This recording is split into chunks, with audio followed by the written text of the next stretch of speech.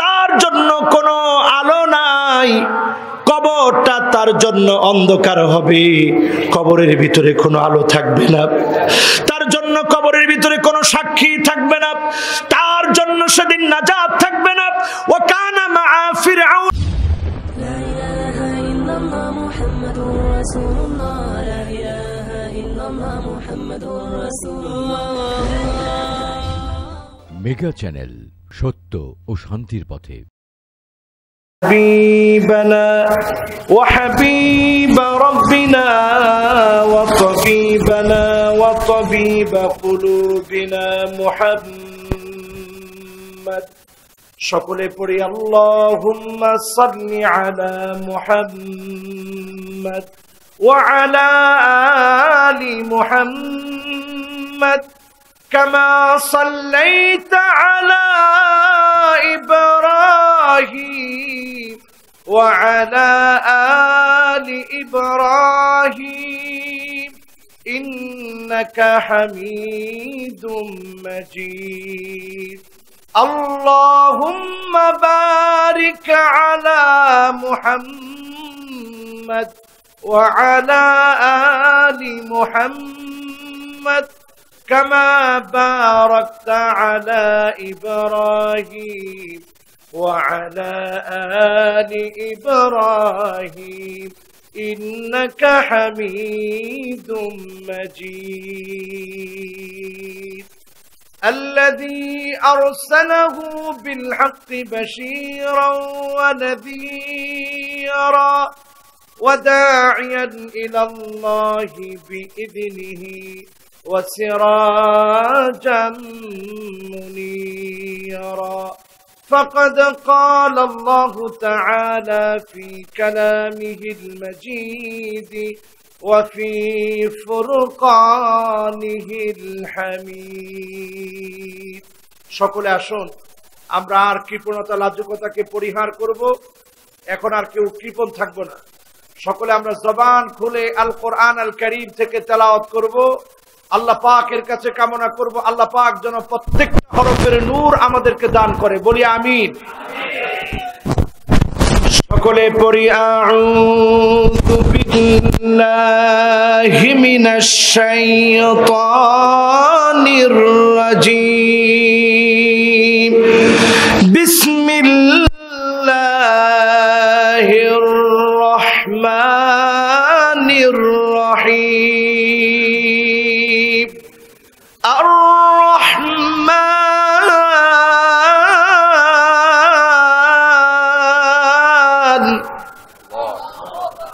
علم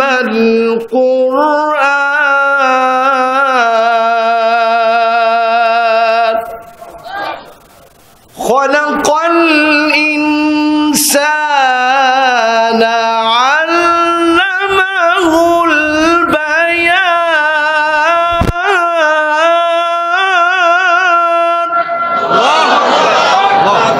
الشمس والقمر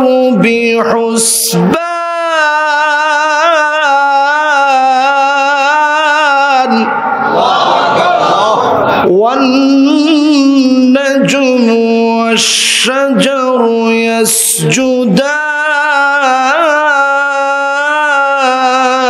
يسجدان والسماء رفعها ووضع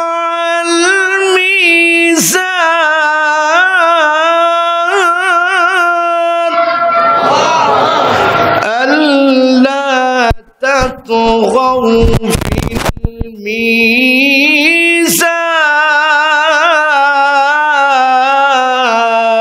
الميزان وأقيموا الوزن بالقسط ولا تخسروا الميزان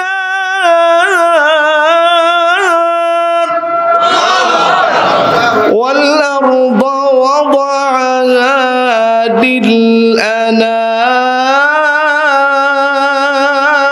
للأنام فيها فاكهة والنخل ذات الأكمام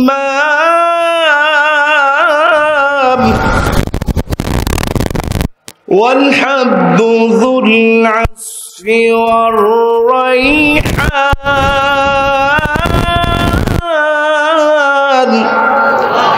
فبأي آلاء ربكما تكذبان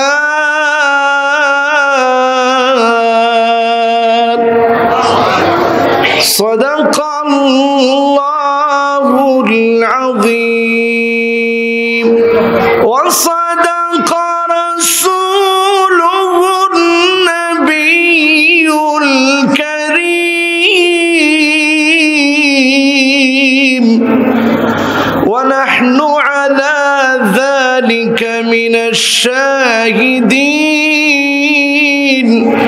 والشاكرين والحمد لله رب العالمين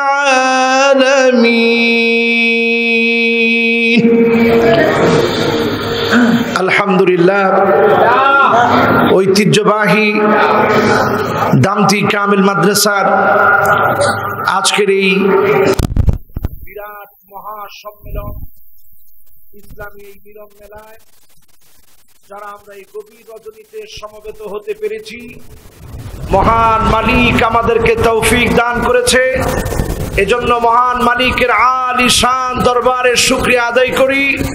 জবান খুলে পড়ি কালিমাতুশ শুকর আলহামদুলিল্লাহ। মাশাআল্লাহ, যেই পরিমাণ আওয়াজ হয়েছে, আমরা কি আরেকটু দ্বিগুণ আওয়াজে আল্লাহর প্রশংসা আদায় করতে পারবো? যারা ঘুমিয়ে আছে তারা যেন একেবারে লাফ দিয়ে আল্লাহর প্রশংসা শুরু করে। সবাই পড়ি কালিমাতুশ শুকর আলহামদুলিল্লাহ। এই তো মাশাআল্লাহ, আওয়াজ যথেষ্ট। এবার তৃতীয়বার আরেকটা বার বলি আলহামদুলিল্লাহ। প্রশংসা আদায় করলাম কার? জীবনের সর্ব অবস্থায় প্রশংসা আদায় হবে কার? বিপদে আছেন, মুসিবতে আছেন, এমনকি ব্যবসায়িক ক্ষতির ভিতরে আছেন, প্রশংসা হবে কার? আল্লাহর হাবিবের সাথ করেন, আউয়ালু মান ইউদআ ফিল জান্নাহ। আল্লাহর যেই গোলামদেরকে আল্লাহ রাব্বুল আলামিন ডেকে ডেকে জান্নাতের প্রথম সারিতে দাঁড় করায় দিবে। আল্লাহ পাক বলবে, গোলাম প্রথম সারিতে আয়।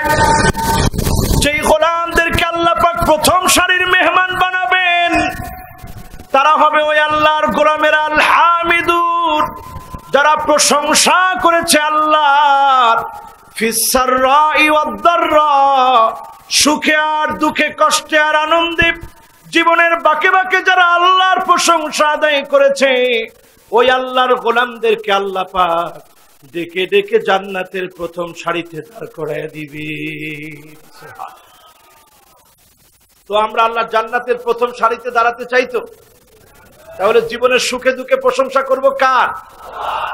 আজকের মাহফিল থেকে যদি এতটুকু সবক বাড়ি নিয়ে যেতে পারি, জীবনে যত বিপদে থাকি প্রশংসা করব আমার মালিকের, করব আলহামদুলিল্লাহ।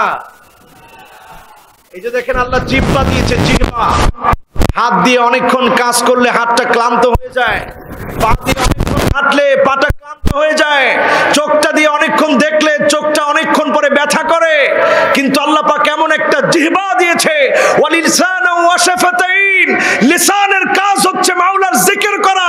আপনি ঘন্টার পর ঘন্টা, দিনের পর দিন যদি আল্লাহর জিকির করেন, এই জিহ্বা ক্লান্ত হয় না। আল্লাহু আকবার। এই জিহ্বা দিয়ে জিকির চলবে কার?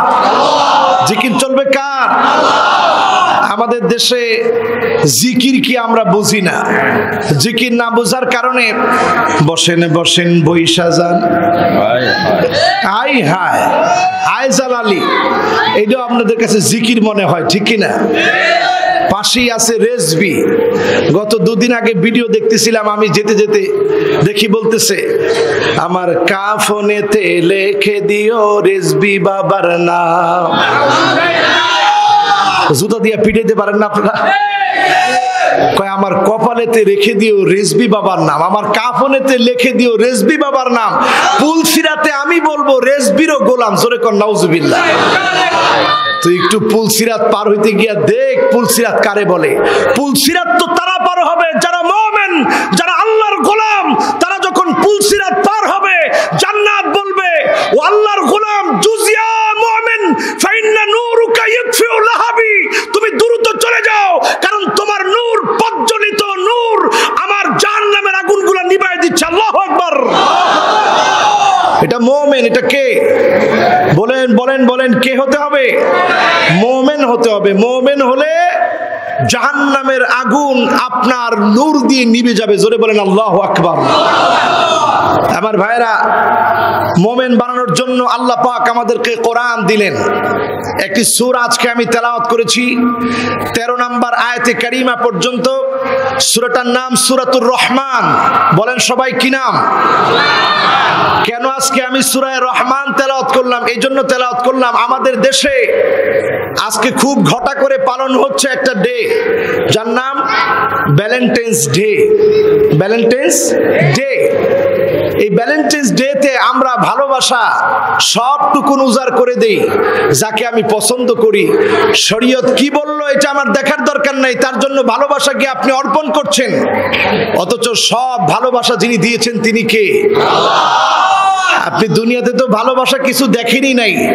যারা দুনিয়াতে ভালোবাসা না দেখি অপরূপা সুন্দরী আপনার পরিচিত না এমন একটা মহিলার হাতে নিয়ে ফুল তুলে দিলেন, ফুল তুলে দেওয়ার মধ্য দিয়ে আপনি হ্যাপি ভ্যালেন্টাইন্স ডে পালন করলেন।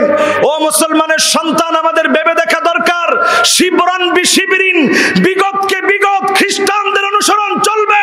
আজকে সেই অনুসরণের কারণেই গোটা পৃথিবীতে মুসলমান মার খেয়ে যাচ্ছে, ঠিক না বেঠিক? আর ঘুমায় থাকার সময় বেশি দিন নাই। আল্লাহর হাবিব বলেছেন, ইউশিকুল উমাম আন তাদা আলাইকুম কামা তাদাল আকালাতু আলা কাসআতিহা। দস্তরখানায় খাদ্য বেড়ে যেভাবে আহ্বান করা হয়, গোটা পৃথিবীর খ্রিস্টান হিন্দু বৌদ্ধ মিলে গোটা পৃথিবীতে মুসলমান নিধনের জন্য তারা পরিকল্পনা নিবে। তাম দুনিয়াতে মুসলমান মাইর খাবে। ওই মাইরের পথ থেকে যদি মুসলমানদেরকে আসতে হয়, আবার যদি বিজয় অর্জন করতে হয়, আল্লাহর কোরআনের কাছেই মুসলমানদেরকে ফিরে আসতে হবে, ঠিক না বেঠিক? এজন্য আল্লাহ পাক সূরা রহমানে প্রথমেই বললেন আর রহমান, দয়াময় মালিক আমি আল্লাহ। আমার পরিচয় হচ্ছে আল্লামাল কোরআন, যিনি কোরআন শিখিয়েছেন তিনি কে? দেখেন ধামতি আলিয়া কামিল মাদ্রাসায় এই যুগ যুগ ধরে আলহামদুলিল্লাহ ওলামায়ে কেরাম তৈরি হচ্ছে। এই দরবারটি আল্লাহ পাক আলেম থাকার কারণে এটাকে হেদায়েত শূন্য আল্লাহ বানায় দেয় নাই। আজ বাংলাদেশে বহু দরবার আছে যাদের জৌলস আছে, গরু আছে, ছাগল আছে, টাকা আছে, পয়সা আছে, কিন্তু তাদের ভিতর আল্লাহ হেদায়েত উঠায় নিয়ে চলে গেছে, ঠিক না বেঠিক? হেদায়েত নাই। পীর সাহেবের মুখে গিয়ে দেখবেন দাড়ি নেই, অথচ আল্লাহর হাবিব বলেছেন জুজ্জুস শাওয়ারিব, মুস কর্তন করো, ও আরখুল লুহা, দাড়ি নিচের দিকে ছেড়ে দাও, ও খালিফুল মাজুস, মাজুসীদেরকে অমুসলিমদেরকে মুসলমান তোমরা অনুসরণ করো না। আজকে আমরা এই শতাব্দীতে এসে যদি ইহুদি, খ্রিস্টান, বৌদ্ধ, হিন্দু তারা যদি এক বিগত কোনো কিছু করে, আমরাও তা করি, ঠিক কিনা? আমাদের মা বোনগুলো আজকে বুরু প্লাগ করে, আমাদের মা বোনগুলো আজকে পাখি ড্রেস পরে, আমাদের মা বোনগুলো আজকে বেপরদায় চলে, আমাদের মা বোনগুলো আজকে কাসিয়াতুন আরিয়াত, এমন এমন পোশাক পরে যেই পোশাকগুলো পরছে না পরে নাই বোঝা যায় না, ঠিক না বেঠিক? এরপরে দেখেন আল্লাহর রাসূল আজ থেকে 1450 বছর আগে বলে গেলেন, মাথার উপরে চুলটারে এমন ভাবে খোপা বাঁধে যেটা দেখলে উটের জুটির মতো মনে হয়। এখন তাকায় দেখেন আমাদের মহিলারা এইরকম উটের জুটির মতো খোপা বাঁধে কি বাঁধে না? ছেলেগুলা চুল কাটে, চুল দেখলে মনে হয় একটা খেরের পাড়া তার মাথার উপরে বসাই দিয়েছে। হ্যাঁ, খেরের পাড়া চিনেন? অথচ আল্লাহর হাবিব হাদিসের ভিতরে কাজা, কফ জা আইন, কাজা, এই স্টাইলে চুল কাটতে নিষেধ করেছেন। আমার যুবকেরা যারা তোমরা চুল কাটো, পিছনের দিকে চুল নাই, সামনের দিকে চুলের ডিবি, আল্লাহর হাবিব বলেছেন এই চুল কাটা মুসলমানের জন্য নিষেধ। এটা মুসলমানের স্টাইল না, এটা ইহুদিদের স্টাইল। কাদের স্টাইল? এজন্য মুসলমান আজকে যারা আমরা সামনে বসা আছি, যদি আমাদের মায়েরা, আমাদের বোনেরা যদি বেপরদা হয়, পুরুষ আল্লাহর কাঠগড়ায় হিসাবের জন্য দাঁড়ায় যাবে? কয়জন? এক নম্বরে হিসাবের জন্য দাঁড়াবে ওই মহিলার যিনি বাপ আল্লাহর দরবারে হিসাবের জন্য দাঁড়াবে। কেন তুমি তোমার কন্যাটাকে পর্দা শিখালে না? দুই নম্বরে আল্লাহর কাঠগড়ায় দাঁড়াবে তার ভাই, কেন তুমি তোমার বোনটাকে পর্দায় রাখলে না? তিন নম্বরে আল্লাহর কাঠগড়ায় দাঁড়াবে তার স্বামী, কেন তুমি তোমার স্ত্রীকে পর্দায় রাখলে না? চার নম্বরে আল্লাহর কাঠগড়ায় দাঁড়াবে তার সন্তান, তুমি সন্তান হয়ে কেন তোমার মাটাকে পর্দা করালে না? আল্লাহ পাক এই দিন আমাদেরকে দিয়েছে, নবীজি সাল্লাল্লাহু আলাইহি সাল্লাম সব উজাড় করে দিয়েছে, কিছুই নাই। চিন্তা করে দেখেন, আমার নবী ঘুম থেকে উঠতেন, পিঠের ভিতরে চাটায়ের দাগ পড়ে যেত। হযরত ওমর ফারুক রাদিয়াল্লাহু তাআলা আনহু ইরশাদ করেন, আমি একদিন আল্লাহর হাবিবের দরবারে গেলাম, অনুমতি নিয়ে ঘরের ভিতরে প্রবেশ করলাম, রহমাতুল লিল আলামিনের পিঠ মোবারকের দিকে তাকায় আছি।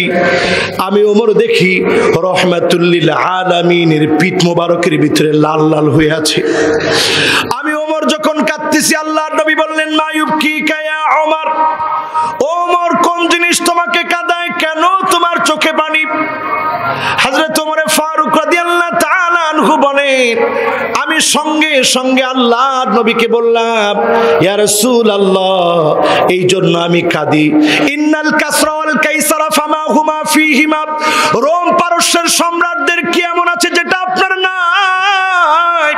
আপনি রহমাতুল লিল আলামিন, ক্ষুধার যন্ত্রণা আপনি সহ্য করেন, আপনি রহমাতুল লিল আলামিন, ঘুম থেকে উঠলে পিঠের ভিতরে চাটার দাগ পড়ে যায়, আমি দেখে সহ্য করতে পারলাম না ইয়া রাসূলুল্লাহ।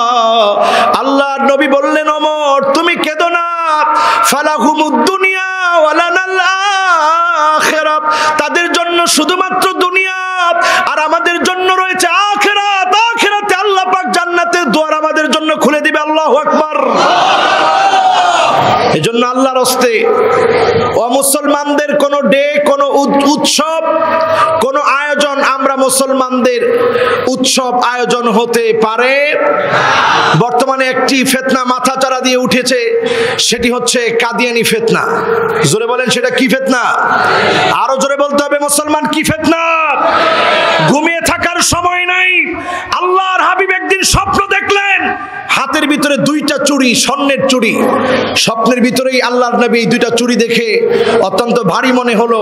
ফালাম্মা নাফাখতু ফীহিমা, এই দুইটা চুড়ির ভিতরে যখন আল্লাহর নবী ফু দিলেন, দুইটা চুড়ি উড়ে চলে গেল। আল্লাহর নবী সাহাবীদেরকে বললেন, ও সাহাবীরা, আমার পরে যারা ভণ্ড নবীর দাবিদার হবে, আমার উম্মত যদি শুধু ফু দেয়, ফুৎকারের সঙ্গেই ভণ্ড নবীর দাবিদাররা উড়ে চলে যাবে, চলে যাবে, চলে যাবে, এদের অস্তিত্ব থাকবে না, থাকবে না, থাকবে না।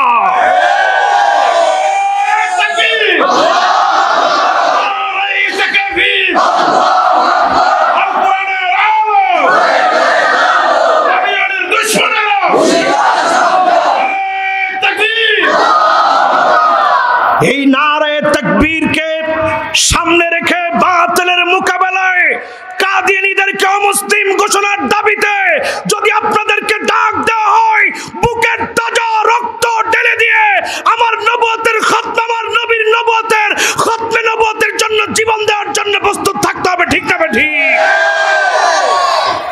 দামতি আলিয়া কামেল মাদ্রাসার এই প্রাঙ্গণে আমাদের হৃদয়ের দাবি হচ্ছে, আমাদের হৃদয়ে রক্তক্ষরণ হয় যখন কোন কাফের, কোন বেদিন, কোন বেঈমান নিজেকে নবী দাবি করে, তার বিরুদ্ধে জিহাদ করা আমাদের জন্য ফরজ, ফরজ এবং ফরজ। ঠিক না ঠিক? আজকে মাহফিলে ওয়াজ হচ্ছে, ওয়াজের পাশাপাশি যদি প্রত্যেকটা মাহফিল থেকে হুঙ্কার দেওয়া হতো, ওই যে আমার নবী বলেছিলেন, লাম্মা নাফাকতু ফীহিমা, আমি যখন ফু দিয়েছি আমি দেখলাম দুইটা চুড়ি উড়ে চলে গেছে। আল্লাহু আকবার। এজন্য আজকে নানান ধরনের নতুন নতুন ফিতনা গজাবে। ওই ফিতনা গজানোর সময়ে এই উম্মার দায়িত্ব হচ্ছে আলেমদের হাতকে মজবুত করে, শক্তিশালী করে, জ্ঞান দিয়ে মোকাবেলা করা। কি দিয়ে মোকাবেলা করা। এজন্য আল্লাহ রাব্বুল আলামিন কোরআন কারীমের ভিতরে বললেন আর রহমান আল্লামাল কোরআন, যিনি কোরআন শিখিয়েছেন তিনি কে? আল্লাহর জমিনে যত নিয়ামত আল্লাহ দিয়েছে, চোখ একটা বড় নিয়ামত। Human eyes can be identify more than 1 million colours. মানুষের ছোট্ট 2 মিলিমিটার ডাইমেনশনের একটা চোখ, এই দুটি চোখের ভিতরে আল্লাহ কত বড় নিয়ামত দিয়েছে। 1 লক্ষ 2 লক্ষ নয়, 10 লক্ষ কালারকে চোখ শনাক্ত করতে পারে। জোরে বলেন আল্লাহু আকবার। এত সব নিয়ামতের চাইতে সবচেয়ে বড় নিয়ামত হচ্ছে কোরআন যিনি শিখিয়েছেন তিনি কে? জোরে বলেন তিনি কে? এজন্য এখানে যারা আমরা বসা আছি, আজকের মাহফিল থেকে সিদ্ধান্ত গ্রহণ করতে হবে, আগামী দিনে আমরা কোরআন শিখবই শিখবো। রাজি আছি মুসলমান? রাজি আছি মুসলমান? এখনো তো ঠিক জোরে বলতে পারলেন না। রাজি আছেন? আলহামদুলিল্লাহ, আমি বুঝে নিছি আপনারা রাজি আছেন, কিন্তু শিখবেন কেমনে? আলহামদুলিল্লাহ, আমাদের এই মাদ্রাসাতে কার্যক্রম আছে। এই মাদ্রাসার ছাত্ররা চারদিকে ছড়িয়ে আছে। যেখানে যেখানে আলহামদুলিল্লাহ কোরআন শেখানো হয়, প্রত্যেকটা জায়গাতে যাবেন, কোরআন শিখবেন। কোরআনকে যিনি সহজ করে দিয়েছেন তিনি কে? দেখেন, বিজ্ঞান এত বছর গবেষণা করলো, গবেষণা করেও আল্লাহর কোরআনের একটি আয়াতের ভুল তারা খুঁজে পায় নাই, ধরতেও পারে নাই। জোরে কোন সুবহানাল্লাহ। বিজ্ঞান অনেক গবেষণা করে ঘাটাঘাটি করে সূরা নামলের 18 নাম্বার আয়াতকে ভুল ধরার চেষ্টা করছে। সূরাতুন নামল 18 নাম্বার আয়াত, পিঁপড়ার নামে আল্লাহ একটা সূরা নাজিল করছে।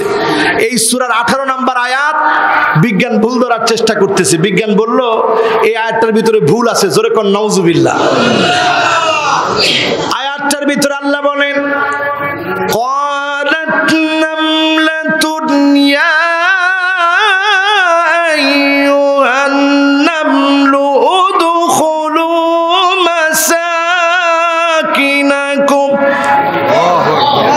لا يحتمنكم سليمان وجنوده وهم لا يشعرون।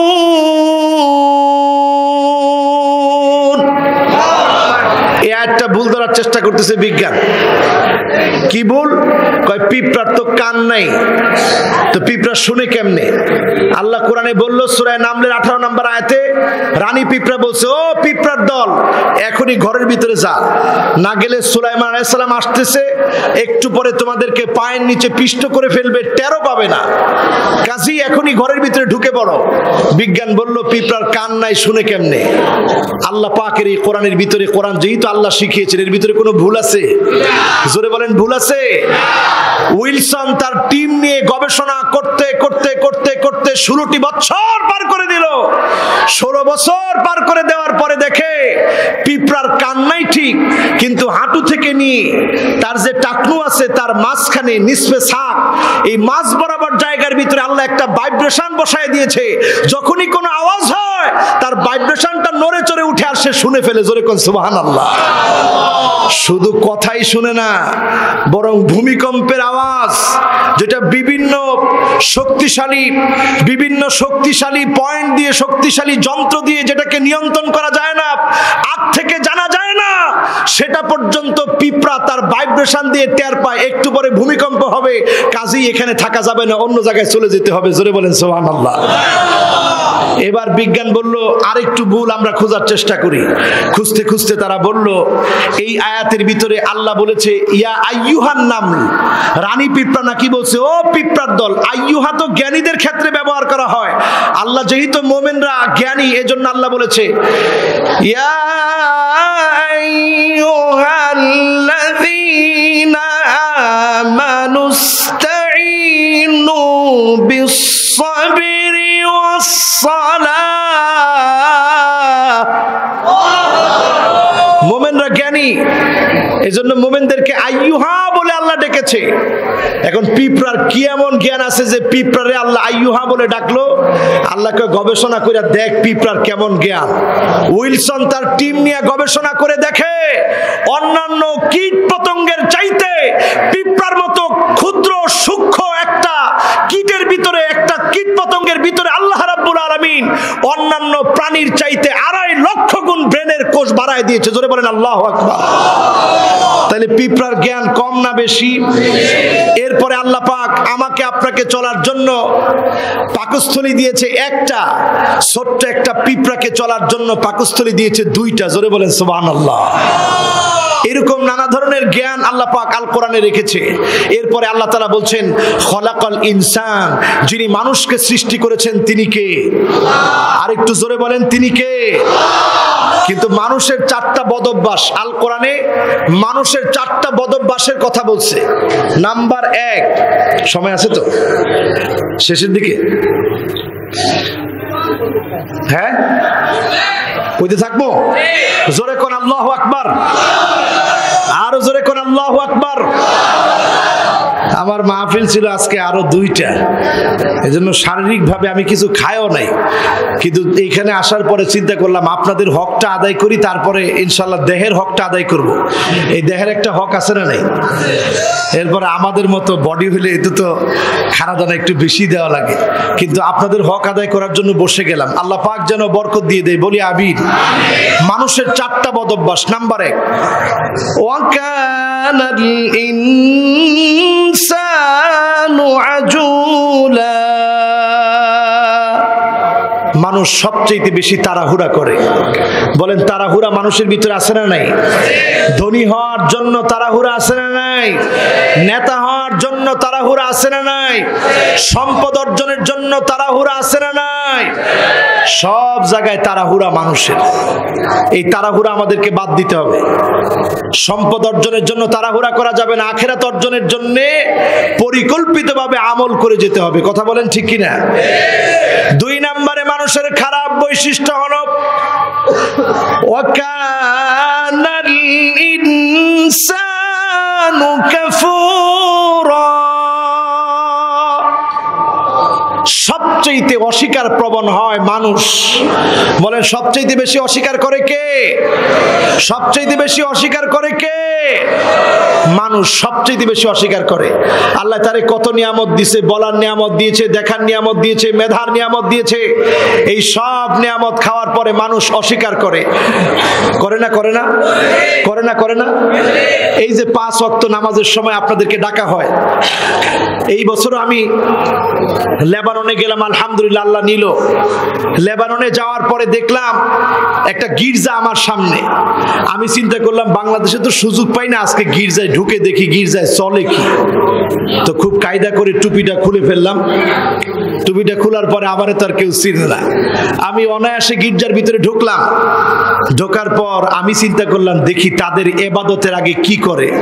দেখি ইবাদতের আগে কিছু করে না, ডং ডং ঠং ঠং ডং ডং ঠং ঠং করে ঘন্টা বেল টানতেছে, আর সব মানুষগুলো আস্তে আস্তে যার যার মনে চাচ্ছে আসতেছে, কোট পরে প্যান্ট পরে বসে বসে বসে বসে তারা কিতাবাদি পড়ে পড়ে চলে যাচ্ছে।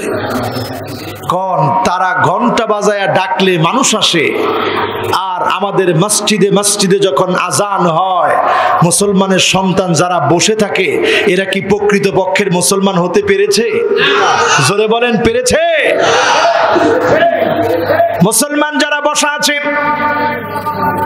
নামাজের আজান যখন হবে, আল্লাহু আকবার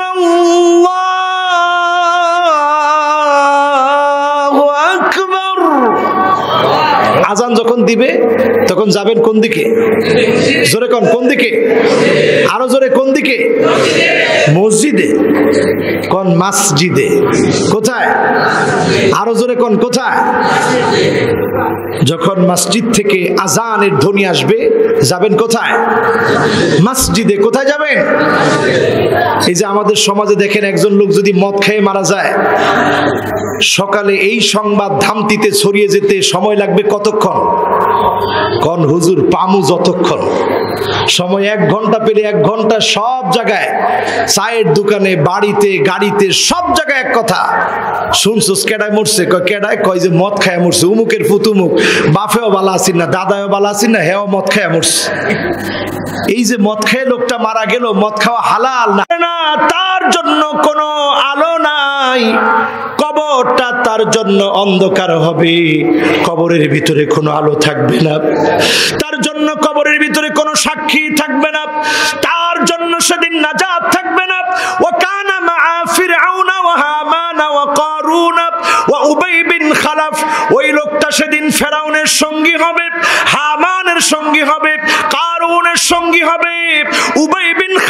মানুষের সঙ্গে জাহান্নামী হবে।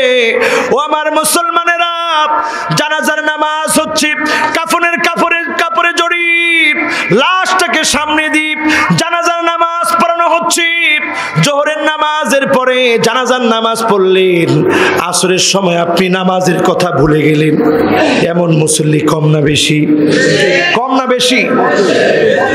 জোহরের সময় আপনি নিজেই জানাজার নামাজ পড়লেন, আসরের সময় আপনি ভুলে গেলেন। এই জানাজার নামাজ আমাদেরকে কি মনে করাই দিল? এই যে একটা নামাজ পড়ো, নামাজ পড়ো, নামাজ পড়ো, একদিন তোমার উপরে নামাজ দাঁড়ায় যাবে, আত্মীয় স্বজনের চোখে চোখে পানি চলে আসবে, মসজিদে মসজিদে তোমার নাম ঘোষণা হয়ে যাবে। তুমি চাইলেই সেদিন আর কোনোদিন ফিরে আসার স্বপ্ন দেখতে পারবে না। কবরের ভিতরে তুমি শুয়ে যাবে, ফায়াসমাউ সিমাআনি আলাই, কবরের ভিতরে শুয়ে শুয়ে তুমি আওয়াজগুলো শুনবা, লোকেরা তোমাকে বিদায় দিয়ে চলে যাবে। ওই কবরটাকে যদি তুমি আলোকিত বানাতে চাও, নামাজ পড়ো, নামাজ পড়ো, নামাজের আলো তোমার কবরকে আলোকিত বানায় দিবে। নামাজ পড়বেন না ছাড়বেন? বলেন, পড়বেন না ছাড়বেন? কিন্তু আমাদের সমাজের দোষ হচ্ছে, ফজরের সময় জীবন আমার ঘুমের বিছানায় ন্যস্ত, ফজরের সময় ঘুম, জোহরের সময় অফিসেতে মহা ব্যস্ত, আসরের সময় ক্লান্ত আমি, মাগরিবের সময় বাজারের ব্যাগ হাতে নামি, এশার সময় চোখ দুটো আমার টিভির চ্যানেলে।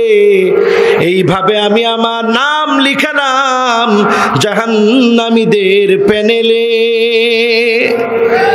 কোথায় লেখাবেন? জান্নাতে না জাহান্নামে? জান্নাতে না জাহান্নামে? নামাজ পড়া না ছাইরা? নামাজ পড়ে না ছেড়ে? আমার ভাইরা, বলছিলাম এক নম্বরে মানুষের বদগুণ হচ্ছে তাড়াহুড়া করা, দুই নম্বরে মানুষের বদগুণ হচ্ছে অস্বীকার করা, তিন নম্বরে মানুষের বদগুণ হচ্ছে ওয়াকানাল ইনসানু কাতুরা। মানুষের বদগুণ হচ্ছে মানুষ সবচেয়ে বেশি কৃপণ হয়। বলেন তো, সবচেয়ে বেশি কৃপণ কে? মানুষ। সবচেয়ে বেশি কৃপণ কে? মানুষ। দেখেন, গরু তার দুধটাকে বিসর্জন দিয়ে দিচ্ছে, মৌমাছি তার মধুটাকে বিসর্জন দিয়ে দিচ্ছে, গরু তার নিজের দেহটাকে আপনার জন্য বিসর্জন দিয়ে দিচ্ছে, গাছগাছালিগুলো তাদের ফলগুলো সব আপনার জন্য বিসর্জন দিয়ে দিচ্ছে। কিন্তু আপনি একটাও কি টাকা ছাড়া ছাড়েন? জোরে কোন ছাড়েন? তাহলে মানুষ সবচেয়ে বেশি কৃপণ। কারুনকে আল্লাহ সম্পদ দেওয়ার আগে সে ছিল গরিব।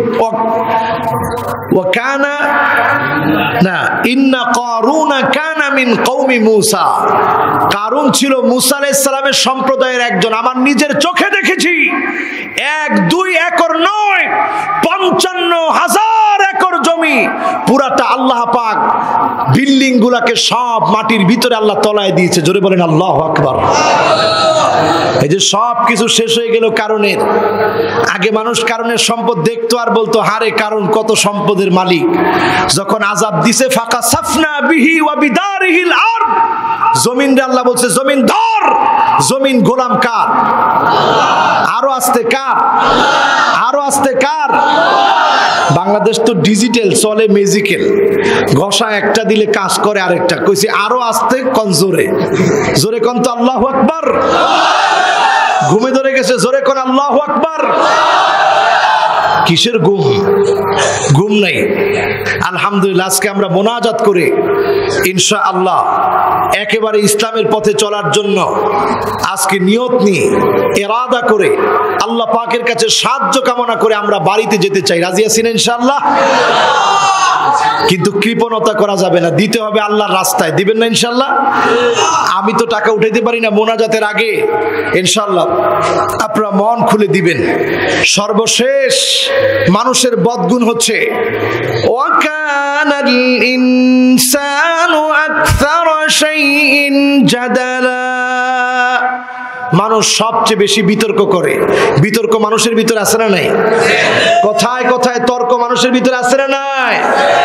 এই জন্য জ্ঞান অর্জন শুরু করেন। দেখেন আমরা তো সেই মুসলমান, আল্লাহর হাবিব ইরশাদ করেন আল হিকমাতু দাল্লাতুল মুমিন ফামান ওয়াজাদাহা ফাহুয়া আহাক্কু বিহা।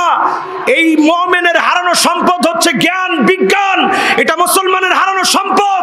মুমিন যেখানে জ্ঞান পাবে ওইখান থেকে তুলে নিবে, নুফে নিবে, ওইখান থেকে জ্ঞানটা উঠিয়ে নিজেকে জ্ঞান ভান্ডারে সমৃদ্ধ করবে। জোরে কোন সুবহানাল্লাহ। এজন্য একমাত্র ধর্ম মুসলমানদেরকে আল্লাহ রাব্বুল আলামিন শিক্ষা দেওয়ার জন্য নবীকে হেরা গুহায় নিয়ে সেখান থেকে বুঝায় দিলেন, জানায় দিলেন ইকরা মানে পড়ো। ইকরা মানে কি? যে উম্মতের শুরু হলো ইকরা দিয়ে, ওই উম্মত এখন লা ইয়াকরা, সে আর পড়ে না। সে কি করে না? সে আর পড়ে না। এজন্য আমরা ইবাদত গুলোরে যদি সঠিক বানাতে চাই, পড়তে হবে আল্লাহর জন্য। আল্লাহর জন্য পড়ার তৌফিক যেন আমাদেরকে দান করে, বলি আমিন। আল্লাহ পাক আর রহমান আল্লামাল কোরআন বলে খলাকল ইনসান কেন বললেন? আল্লামাল কোরআনকে কেন তাকদিম করলেন? খলাকল ইনসানকে কেন পরে আনলেন? এই জন্য আল্লাহ পাক মানুষের সৃষ্টিকে পরে আনলেন, কারণ আপনি সত্যিকার অর্থের মানুষ ততক্ষণ হতে পারবেন না যতক্ষণ না আপনি কোরআন না জানবেন। কোরআন না জানলে আপনি আল্লাহকে চিনবেন না। আল্লাহকে যদি আপনি না চিনেন, প্রকৃতপক্ষের মানুষ আপনি হতে পারবেন না। কারণ আমার আল্লাহ এমন আল্লাহ, ভালোবাসা 100 ভাগ আল্লাহর কাছে, 99 ভাগ আল্লাহর কাছে রেখে দিলেন। ফাখাযা ইনদাহু 99 আজজা, 99 গুণ ভালোবাসা আমার আল্লাহর কাছে, 1 ভাগ ভালোবাসা আল্লাহ দুনিয়াতে দিয়ে দিলেন। বলেন আল্লাহু আকবার। কয় ভাগ? 1 ভাগ। 99 ভাগ কার কাছে? 99 ভাগ ভালোবাসা কার কাছে? এজন্য একজন আল্লাহর গোলাম জাহান্নামে যাক, এটা আমার মাওলা চান না। একজন আল্লাহর গোলাম জাহান্নামের আগুনে জ্বলুক, এটা আমার আল্লাহ চান না। আমার আল্লাহ চান সবগুলা মানুষ মুসলমান হয়ে কালেমার দাওয়াত নিয়ে সবাই যেন কালেমাওয়ালা হয়ে জান্নাতে চলে যায়। জোরে বলেন সুবহানাল্লাহ। এজন্য আমার ভাইয়েরা, ভালোবাসবো কারে? জোরে বলেন কারে? সেজদায় গিয়ে ভালোবাসবো কারে? উঠতে বসতে জিকির আজকারে ভালোবাসবো কাকে?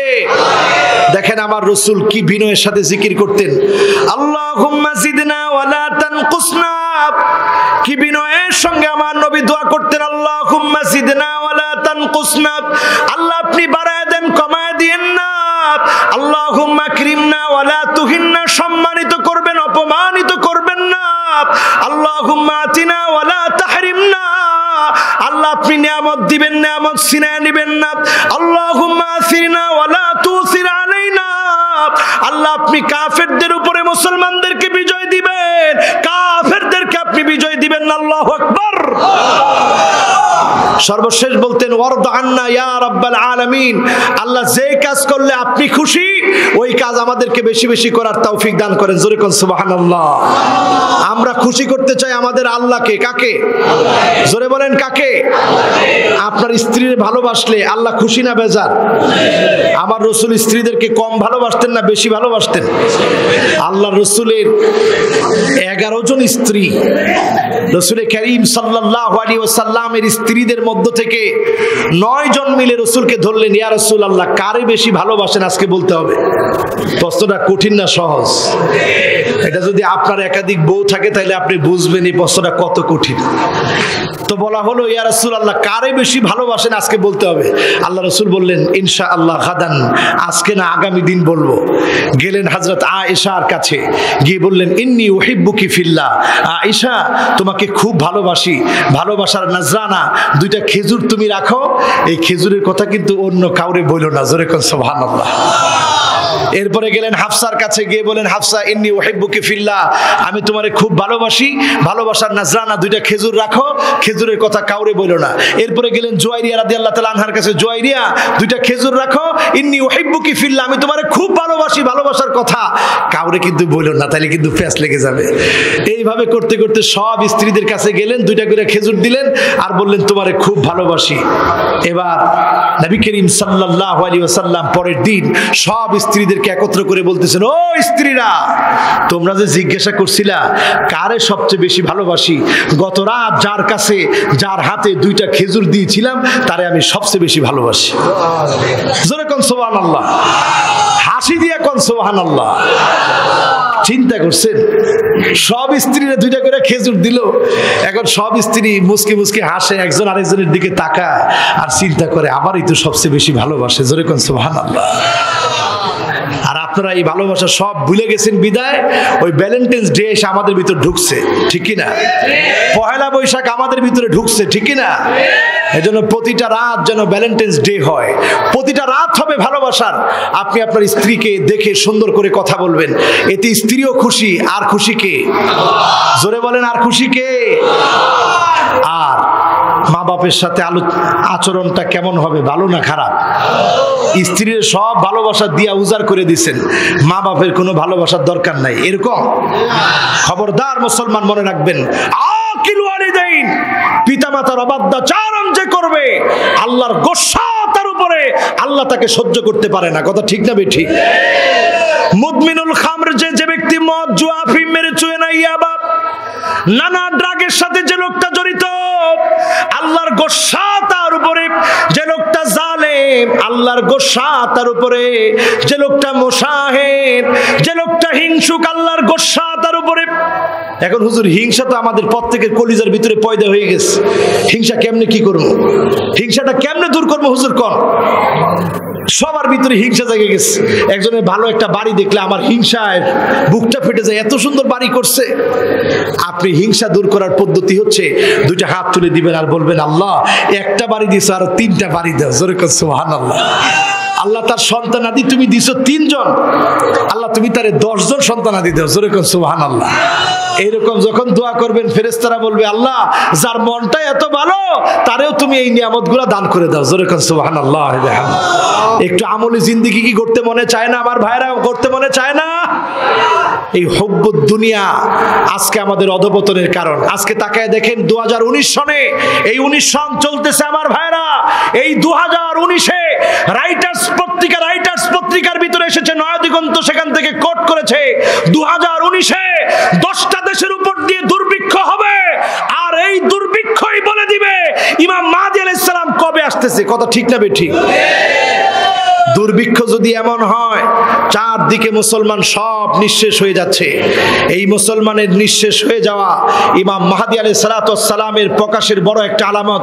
কাখারাজাতিন মানজুমাতিন ফিস সিলক, ইমাম মাহদী আলাইহিস সালাম যেদিন পৃথিবীতে চলে আসবে ওই দিন থেকে কিয়ামতের একটার পর একটা আলামত, একটা পুতির মালা থেকে একটা দানা পড়ে গেলে যেমন একটার পর একটা দানা পড়তে থাকে, ইমাম মাহদী আলাইহিস সালাম যেদিন চলে আসবে ওই দিন কিয়ামতের আর অপেক্ষা করা লাগবে না, একের পর এক আলামতগুলো ঘটবে, পৃথিবী তার অস্তিত্ব হারায় ফেলবে। বলেন আল্লাহু আকবার। আল্লাহর হাবিব আজ থেকে 1450 বছর আগে ভবিষ্যৎবাণী করলেন, গোটা পৃথিবীতে খ্রিস্টান ইহুদি মিলে মুসলমানদেরকে মারবে, মুসলমানদেরকে পুড়াবে, মুসলমানদেরকে নির্যাতন করবে। আজকে দেশে দেশে প্রান্তে প্রান্তে মুসলমানের রক্ত ঝরছে। ও ঘুমিয়ে থাকা মুসলমান, এই রক্ত ঝরার পিছনে কারণ হচ্ছে দুটি। একটা হচ্ছে হুব্বুদ দুনিয়া ও কারাহিয়াতুল মাউত, দুনিয়ার প্রতি লোভ, দুনিয়ার প্রতি আকাঙ্ক্ষা, দুনিয়ার তামান্না। বাড়ি একটা হলে আরেকটা লাগবে, গাড়ি একটা হলে আরেকটা লাগবে, সম্পদ হলে আরো লাগবে। এই হুব্বুদ দুনিয়ার কারণে আমাদেরকে আজকে গোটা পৃথিবীতে মুসলমান মারছে। দ্বিতীয়ত হচ্ছে কারাহিয়াতুল মাউত, মৃত্যুর প্রতি আমাদের ভয় ঢুকে গেছে। এই মুসলমান তো সেই জাতি যারা নিজের জীবনকে বাজি রেখে রক্ত ঢেলে দিয়ে আল্লাহর কালেমাকে উদ্দিন রেখেছে। আল্লাহু আকবার। আবার একদিন মুসলমানের বিজয় আসবে। আল্লাহর হাবিব বলেছেন,